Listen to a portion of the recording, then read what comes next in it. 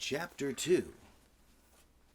Black Dog Appears and Disappears. It was not very long after this that there occurred the first of the mysterious events that rid us at last of the captain, though not, as you will see, of his affairs. It was a bitter cold winter, with long, hard frosts and heavy gales, and it was plain from the first that my poor father was little likely to see the spring. He sank daily, and my mother and I had all the inn upon our hands, and were kept busy enough without paying much regard to our unpleasant guest. It was one January morning, very early, a pinching, frosty morning, the cove all gray with hoarfrost, the ripple lapping softly on the stones, the sun still low and only touching the hilltops and shining far to seaward. The captain had risen earlier than usual and set out down the beach, his cutlass swinging under the broad skirts of the old blue coat, his brass telescope under his arm, his hat tilted back upon his head. I remember his breath hanging like smoke in his wake as he strode off, and the last sound I heard of him as he turned the big rock was a loud snort of indignation, as though his mind was still running upon Dr. Livesey. Well, Mother was upstairs with Father, and I was laying the breakfast table against the captain's return when the parlor door opened and a man stepped in on whom I had never set my eyes before. He was a pale, tallowy creature, wanting 2 fingers of the left hand, and though he wore a cutlass, he did not much look like a fighter. I had always my eye open for seafaring men with 1 leg or 2, and I remembered this one puzzled me. He was not sailory, and yet he had a smack of the sea about him, too. I asked him what was for his service. He said he would take rum, but as I was going out of the room to fetch it, he sat down upon the table and motioned me to draw near. I paused where I was, with my napkin in my hand. "Come here, sonny," says he. "Come nearer here." I took a step nearer. "Is this here table for my mate Bill?" he asked with a kind of leer. I told him I did not know his mate Bill, and this was for a person who stayed in our house whom we called the captain. "Well," said he, "my mate Bill would be called the captain as like as not. He has a cut on 1 cheek, and a mighty pleasant way with him, particularly in drink, has my mate Bill. We'll put it, for argument like, that your captain has 1 cut on his cheek, and we'll put it, if you like, that cheek's the right one. Ha! Well, I told you. Now, is my mate Bill in this here house?" I told him he was out walking. "Which way, sonny? Which way is he gone?" And when I had pointed out to the rock and told him how the captain was likely to return and how soon, and answered a few other questions, "Ah," said he, "that'll be good as drink to my mate Bill." The expression of his face as he said these words was not at all pleasant, and I had my own reasons for thinking that the stranger was mistaken, even supposing he meant what he said. But it was no affair of mine, I thought, and besides, it was difficult to know what to do. The stranger kept hanging about just inside the inn door, peering round the corner like a cat waiting for a mouse. Once I stepped out myself into the road, but he immediately called me back, and as I did not obey quick enough for his fancy, a most horrible change came over his tallowy face, and he ordered me in with an oath that made me jump. As soon as I was back again, he returned to his former manner, half fawning, half sneering, patting me on the shoulder, told me I was a good boy, and he had taken quite a fancy to me. "I have a son of my own," said he, "as like you as 2 blocks, and he's all the pride of me heart. The great thing for boys is discipline, sonny. discipline. Now, if you had sailed along of Bill, you wouldn't have stood there to be spoke to twice, not you. That was never Bill's way, nor the way of sich as sailed with him. And here, sure enough, is my mate Bill, with a spyglass under his arm. Bless his old heart, to be sure. You and me'll just go back into the parlor, sonny, and get behind the door, and we'll give Bill a little surprise. Bless his heart, I say again.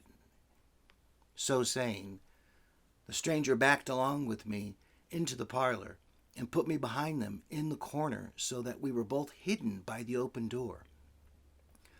I was very uneasy and alarmed, as you may fancy, and it rather added to my fears to observe that the stranger was certainly frightened himself. He cleared the hilt of his cutlass and loosened the blade in the sheath, and all the time we were waiting there, he kept swallowing as if he felt what we used to call a lump in the throat. At last in strode the captain, slammed the door behind him without looking to right or left, and marched straight across the room to where his breakfast awaited him. "Bill!" said the stranger in a voice that I thought he had tried to make bold and big. The captain spun round on his heel and fronted us. All the brown had gone out of his face, and even his nose was blue. He had the look of a man who sees a ghost, or the evil one, or something worse, if anything can be, and upon my word, I felt sorry to see him all in a moment, turn so old and sick. "Come, Bill, you know me. You know an old shipmate, Bill, surely," said the stranger. The captain made sort of a gasp. "Black Dog," said he. "And who else?" returned the other, getting more at his ease. "Black Dog as ever was. Come for to see his old shipmate Billy at the Admiral Benbow Inn. Ah, Bill, we have seen a sight of times, us two, since I lost them 2 talons," holding up his mutilated hand. "Now, look here," says the captain. "You run me down. Here I am. Well then, speak up. What is it?" "That's you, Bill," returned Black Dog. "You're in the right a bit, Billy. I'll have a glass of rum from this dear child here, as I've took such a liking to, and we'll sit down, if you please, and talk square, like old shipmates." When I returned with the rum, they were already seated on either side of the captain's breakfast table, Black Dog next to the door and sitting sideways, so as to have one eye on his old shipmate and one, as I thought, on his retreat.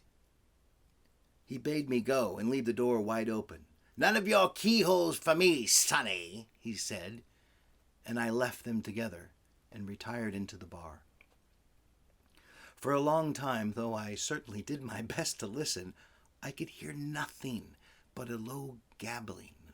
But at last the voices began to grow higher, and I could pick up a word or two, mostly oaths, from the captain. "No, no, no, no, and an end of it," he cried once, and again, "If it comes to a swinging, swing all, I say."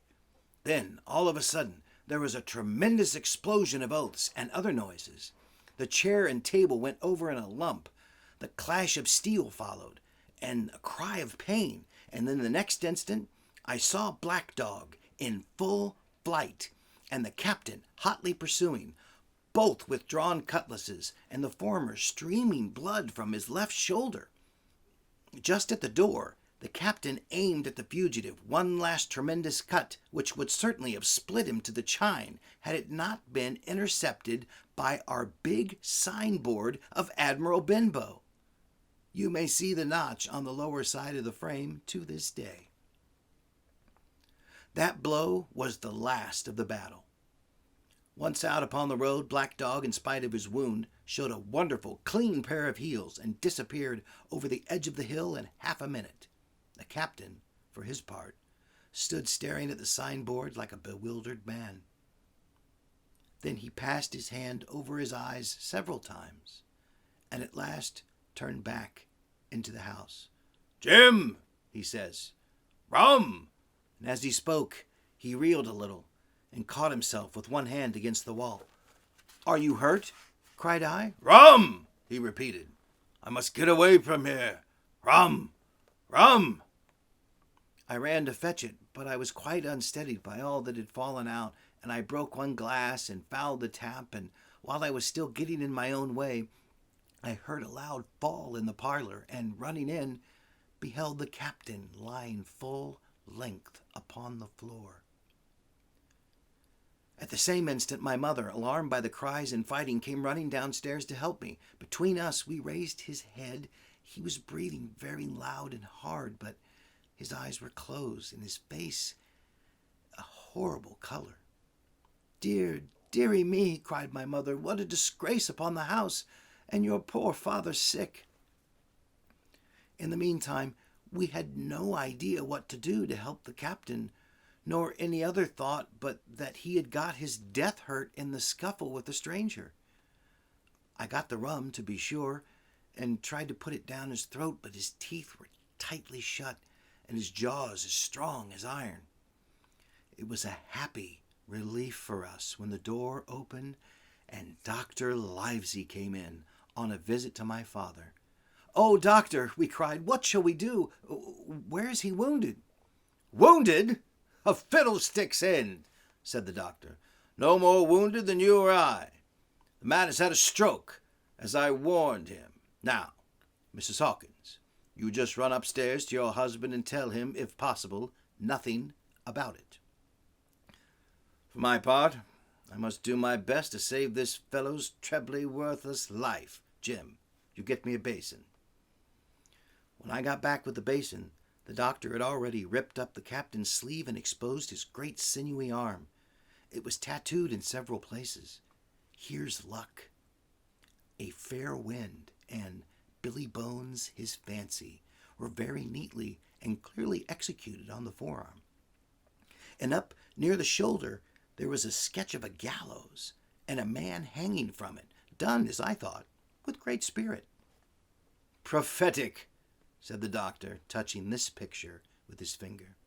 "And now, Master Billy Bones, if that be your name, we'll have a look at the color of your blood. Jim," he said, "are you afraid of blood?" "No, sir," said I. "Well, then, you hold the basin." And with that, he took his lancet and opened a vein. A great deal of blood was taken before the captain opened his eyes and looked mistily about him.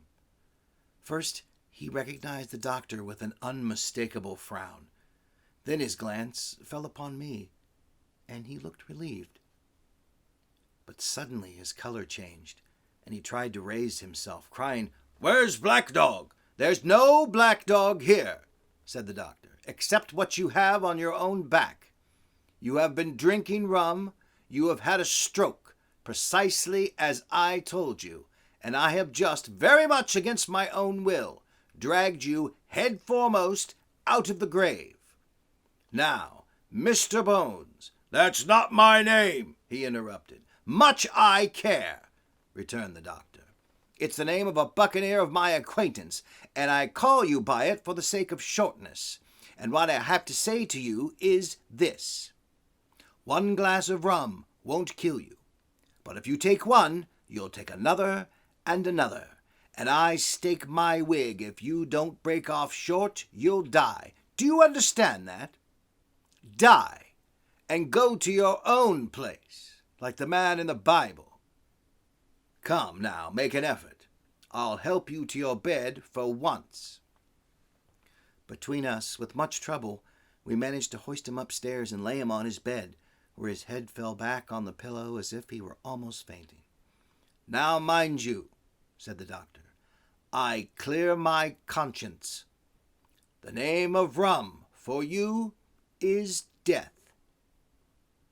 And with that, he went off to see my father, taking me with him by the arm. "This is nothing," he said as soon as he had closed the door.